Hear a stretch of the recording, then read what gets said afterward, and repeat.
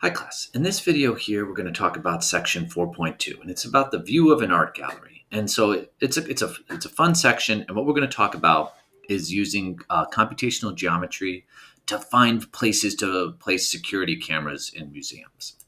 All right, so here's kind of what's going on in this section. So it's about security in a museum. So a sad truth is that today's museums need security systems to guard their valuable works of art, right? So like it's just basically how can you keep a watchful eye on things?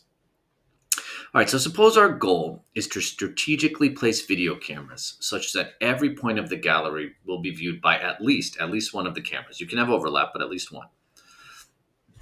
So in an attempt to be unintrusive, here's another thing we're going to do.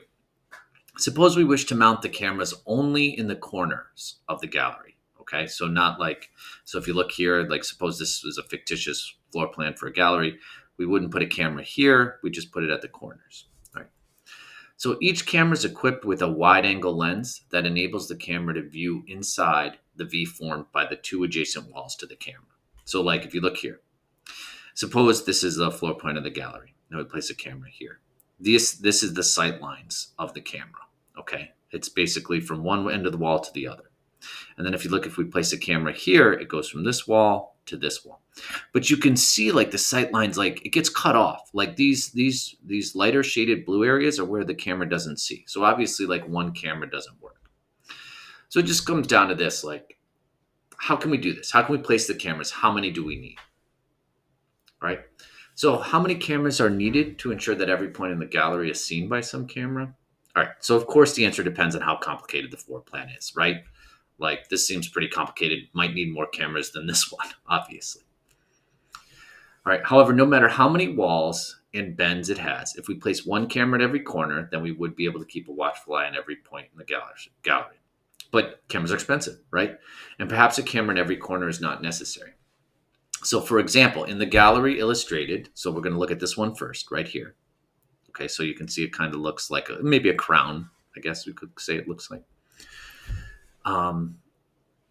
What is the largest number of cameras we can remove so that every point is still visible from some camera? So like basically was like, if we put a camera in every corner, that's a lot of corners, okay? What's the largest number we can remove? So another way to look at it is like, what's the smallest number of cameras we need? Okay, all right. The issue leads to the following question, all right? And this is the modified question for the chapter. For an arbitrary gallery that has V corners, we're going to call those vertices, okay? So the corners are where basically two walls meet. How many cameras are needed to ensure that every point in the gallery is seen by some cameras? Okay. And what we're going to do is I'm going to give a formula that gives an upper bound, like a maximum number. All right. So we're going to pare this down to the geometrical sense. The question just becomes what's known as the Glee art gallery question. All right. So here's the floor plan for an art gallery. So we're going to stand in corner A. The first thing we're going to say is like, which parts of the wall can you see? So remember, you can see the sight lines formed by the V of the wall. Okay. So you can see everything between these two orange arrows. All right. So maybe you're like, oh, I'll just place a camera here, and a camera here. Well, if you placed one here, watch my other sight line. Shh. So notice like there's this gap right here. Okay. So we can't do that. All right. We got to be a little bit strategic about where we place our cameras. All right. So it turns out that we have this art gallery theorem.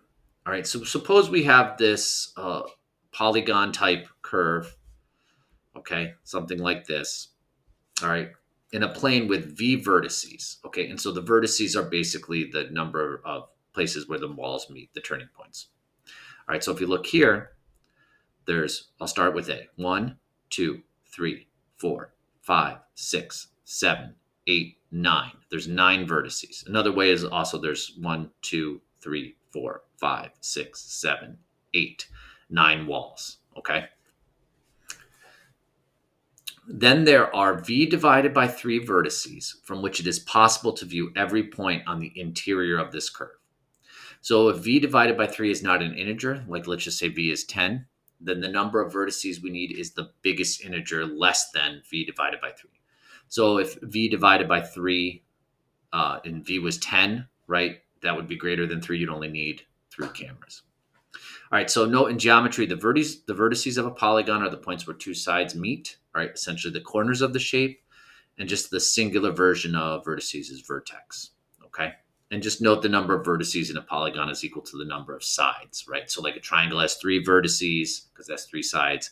Square has 4 vertices because it has 4 sides. All right, so let's look at this one here. All right, going back to it.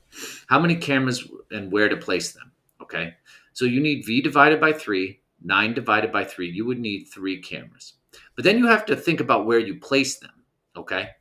Because suppose I place the camera here, this one not here, here, and here. If I did these 3 points, I would be missing. All right, I'd be missing a little hole here and here when I check sight lines. So you have to do it. You have to do it in such a way that you can place them that it's clever. Okay, but there's many different ways. Like instead of this one here, you could place this one here, this one here, this one here. Like there's lots of different ways. You could put these 2 here, this one here. Lots of different ways you could do this. Okay, and this is a maximum number you would need. So well, I'll show you with another example. You could actually do it with less. All right, let's try another one. So this is a Mindscape problem, okay? So putting guards in their places with this problem about. So for this floor plan, place guards at appropriate vertices so that every point in the museum is within view. Okay, so we have this silly floor plan here. Let's start at the top and count vertices.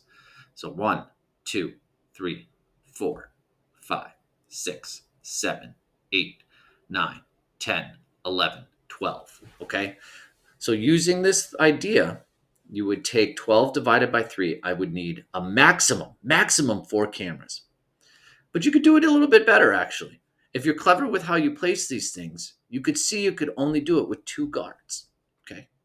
So like if I place a camera here, right? Look at the view from this. This guard can see all in here, can see all in this room, right? Because it's the V formed by the 2 vertices.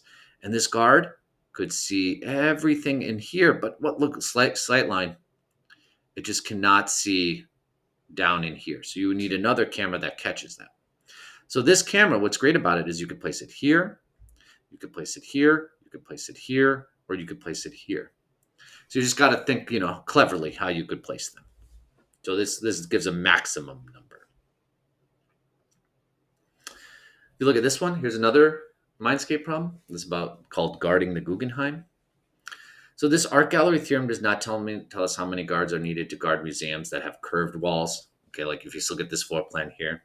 So for this floor plan, place the minimum number of guards at vertices, okay, so that every point in the museum is within view. So all you have to do is you just have to consider lines of sight. So like if I put this camera here, it catches everything here, everything over here, but then like, it gets caught off. And there's just like this tiny little spot here where it's not needed. So you would need another camera here to catch that little tiny spot. All right, class, I hope this was fun. And the problems are interesting to see. And just remember, this formula, V divided by 3 gives a maximum number of cameras. And if you can do it with less, you just might have to be a little bit clever with how you place them. All right, class. As always, as you finish these lectures, if you have any questions, let me know.